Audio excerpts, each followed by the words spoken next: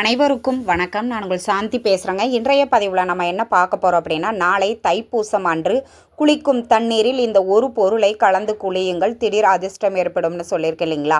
அப்படிப்பட்ட என்ன ஒரு பொருளை நம்ம கலந்து குளிக்கணும் அப்படிங்கிறத பற்றி இந்த பதிவில் நம்ம தெளிவாக பார்க்க போகிறோம். வாங்க வீடியோக்குள்ளே போகலாம். நாளைய தினம் தைப்பூசம். முருகப்பெருமானுக்கு பல விரத நாட்கள் இருந்தாலும் இந்த தைப்பூசம் அப்படிங்கிறது ரொம்பவே சிறப்பு வாய்ந்ததுங்க. இந்த தைப்பூசத்தில் விரதம் இருந்து முறைப்படி முருகப்பெருமானை நாம் வழிபட்டோம் அப்படின்னா நம்ம வாழ்க்கையில் சகல நன்மைகளும் நடக்கும் அப்படிங்கிறது ஐதீகம். இந்த நாளில் இன்னுமே சில முக்கியமான விஷயங்களை நாம் செய்யணும். நான் எந்த நல்ல நாட்கள் வந்தாலும் எந்த விசேஷமான நாட்களாக இருந்தாலும் அன்னதானம் செய்யுங்க அப்படின்னு சொல்லுவேன். இந்த தை மாதத்தில் வரக்கூடிய இந்த தைப்பூசம் ரொம்ப விசேஷம். இந்த தைப்பூசத்தில் நம்ம அன்னதானம் பண்ணணும் அப்படின்னா நாம் மட்டும் இல்லை, நம் வம்சத்திற்கே அது ஒரு கோடி புண்ணியத்தை கொடுக்கக்கூடியதே.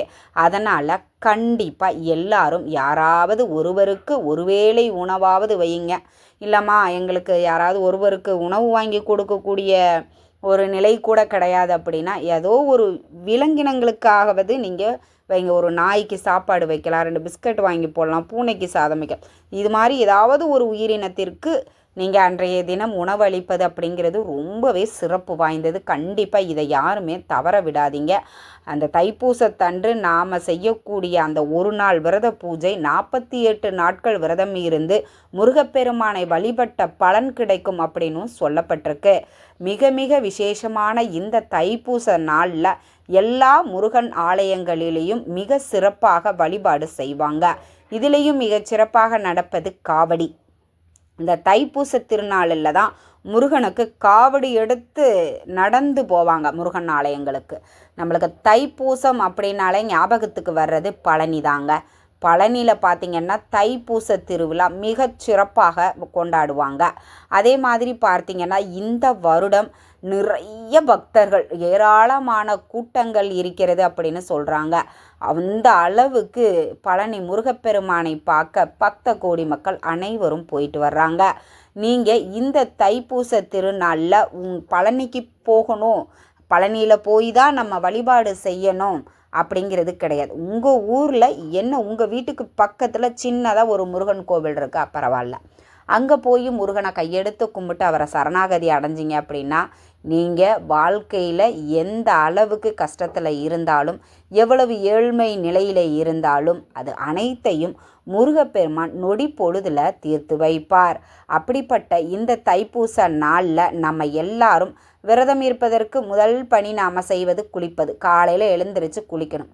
அப்போ அந்த காலையில் குளிக்கக்கூடிய தண்ணியை இந்த ஒரு பொருளை கலந்து குளிக்கும் பொழுது அது புனித நீராக மாற்றப்படுகிறது. அப்போ கண்டிப்பாக இந்த ஒரு பொருளை முருகனுக்கு உகந்த பொருளை நீங்கள் கலந்து குளிக்கணும். அதுதான் சிறப்பு.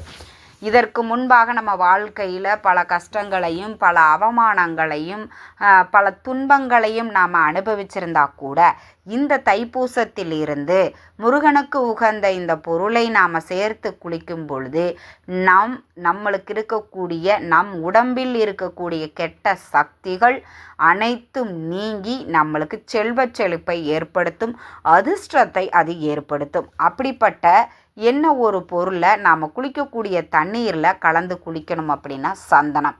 இதை ஒரிஜினல் சந்தனமானு பார்த்து கேட்டு வாங்கிக்கோங்க. வாங்கிட்டு சும்மா கொஞ்சமாக கலந்துக்கோங்க. நீங்கள் குளிக்கக்கூடிய பக்கெட்டில் தண்ணி பிடிச்சி வச்சுக்கோங்க, கொஞ்சமாக கலந்து அதை குளிச்சிருங்க. இது கூடவே ஒரு கைப்பிடி கல்லுப்பையும் கலந்துக்கோங்க. இந்த கல்லுப்பு அப்படிங்கிறது ரொம்பவே உயர்ந்தது. நம்மளுக்கு இருக்கக்கூடிய தோஷத்தையும் இது நிவர்த்தி செய்யும். அப்படிங்கிறதுனால தான் கல்லுப்பும் இந்த சந்தனம் கொஞ்சமும் கலந்து குளிக்க சொல்கிறேன். இதில் சின்னவங்க பெரியவங்கன்னு யார் வேண்டுமானாலும் கலந்து குளியுங்க. உங்ககிட்ட இருக்கக்கூடிய தரித்திரங்கள் பீடைகள் அனைத்தும் நீங்கி செல்வச் செழிப்பை இது ஏற்படுத்தும். நம்பிக்கை இருக்கக்கூடிய அனைவரும் இதை செஞ்சு பாருங்கள்.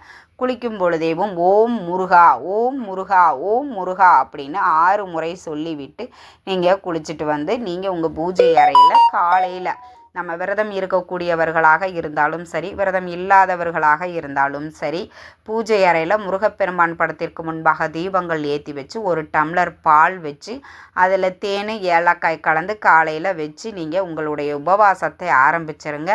மாலை நேரத்தில் படையல் போட்டு வழிபாடு செய்கிறது செஞ்சுக்கலாம். இல்லை ஒரு சிலர் என்ன பண்ணுவாங்க, தைப்பூசத்தின் அந்த தலைமுறையாக மத்தியானம் படையலிட்டு வழிபாடு செய்வதும் இருக்குது. அந்த மத்தியானம் அப்படிங்கிறது 1:35 2:35 நீங்கள் படையல் போட்டு வழிபாடு செஞ்சுக்கலாம். அதுவுமே ரொம்ப சிறப்பான பலனை உங்களுக்கு கொடுக்கும். இதுவே நீங்கள் மாலை நேரத்தில் படையல் போட்டு முருகனுக்கு உகந்த அந்த பருப்பு பாயாசம் வைக்கலாம். அதே மாதிரி பார்த்திங்கன்னா வடை பாயாசத்தோடு நம்ம சாம்பாரெல்லாம் வச்சு படையல் போடுறீங்க அப்படின்னாலும் மாலை நேரத்துலையும் இதை தாராளமாக செய்யலாம். எந்த ஒரு தவறுமே கிடையாது. முருகப்பெருமான் கிட்ட மனதார மனமுருகி மன்றாடி கேட்டுக்கோங்க. உங்களுக்கு இருக்கக்கூடிய பிரச்சனைகள், கஷ்டங்கள், கவலைகள் அனைத்தும் தீர வேண்டும் அப்படின்னு மனதார பிரார்த்தனை பண்ணிவிட்டு தேவதூப ஆராதனை எல்லாம் காட்டி உங்களுடைய பூஜையை நீங்கள் ரொம்ப எளிமையாக இந்த தைப்பூச வழிபாட்டை நிறைவு செய்து கொள்ளுங்கள். அருகில் இருக்கக்கூடிய முருகன் ஆலயங்களுக்கு சென்று வழிபாடு செய்வது மிக மிக சிறப்பான பலனை உங்களுக்கு கொடுக்கும். அதனால் கண்டிப்பாக இன்றைய தினம் முருகன் கோவிலுக்கு போக மறக்கவே மறக்காதீங்க. அந்த தைப்பூசம் அப்படிங்கிறது அந்த அளவுக்கு ரொம்பவே சிறப்பு வாய்ந்தது. அதே மாதிரி கோவிலுக்கு நீங்கள் பார்த்தீங்கன்னா அபிஷேகத்திற்கு தேவையான பொருட்களை வாங்கி கொடுக்கலாம். பால் வாங்கி கொடுக்கலாம், சந்தனம் வாங்கி கொடுக்கலாம். நிறைய நாங்கள் ஏன் அந்த சந்தனத்தை கூட கலந்து குளிக்கணும்னு சொன்னேன் அப்படின்னா, முருகப்பெருமானுக்கு சந்தன காப்பு அப்படின்னு செய்வாங்க. அது ரொம்ப விசேஷம். அப்போ அந்த சந்தனம் அப்படிங்கிறது முருகப்பெருமானுக்கு ரொம்ப பிடிக்கும். அந்த சந்தனமே குளுமை அப்படியது குளிர்ச்சியான ஒரு பொருள் இல்லையா?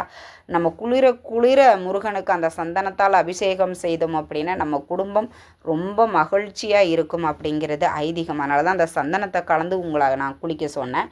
கண்டிப்பாக இதையும் நீங்கள் ஞாபகத்தில் வச்சுக்கோங்க.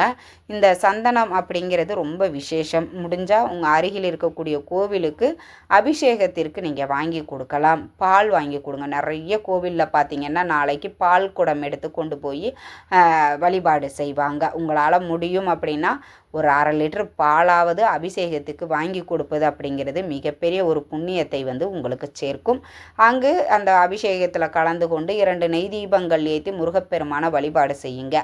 அதிலேயும் நாளைய தினம் தைப்பூசம் அன்று ஷட்கோண தீபம் ஏற்றுவதும் ரொம்ப ரொம்ப சிறப்பான பலனை கொடுக்கும்.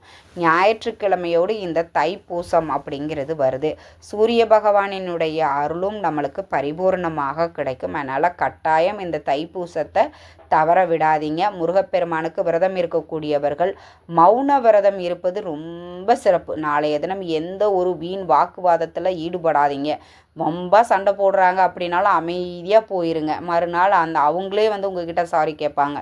தெரியாமல் உங்கள் கூட சண்டை போட்டுட்டேன், தெரியாமல் உங்களை நான் பேசிட்டேன் அப்படின்னு சொல்லிட்டு. அதனால் கண்டிப்பாக நீங்கள் இந்த ஒரு தவறை செய்யாதீங்க. வீடுகள்லையுமே குழந்தைகளையோ கணவர் மனைவிக்கிடையே சண்டை சச்சரவுகளோ நாளை எதையும் வச்சுக்காதீங்க. முழுக்க முழுக்க இறை வழிபாட்டை மட்டும் நாளைய தினம் செய்யுங்கள். நிச்சயம் முருகப்பெருமான் உங்களுக்கு கை மேலே பலன் கொடுப்பார். இந்த தகவல் உங்களுக்கு ரொம்பவே பயனுள்ளதாக இருந்திருக்கும்னு நினைக்கிறேன். வீடியோ பிடிச்சிருந்தால் லைக் பண்ணுங்கள், ஷேர் பண்ணுங்கள், கமெண்ட் பண்ணுங்கள். இந்த பதிவை உங்களுடைய உற்றார் உறவினர்கள் நண்பர்களுக்கும் ஷேர் பண்ணுங்கள். அவங்களும் பார்த்து பயன்பெறட்டும். நன்றி, வணக்கம்.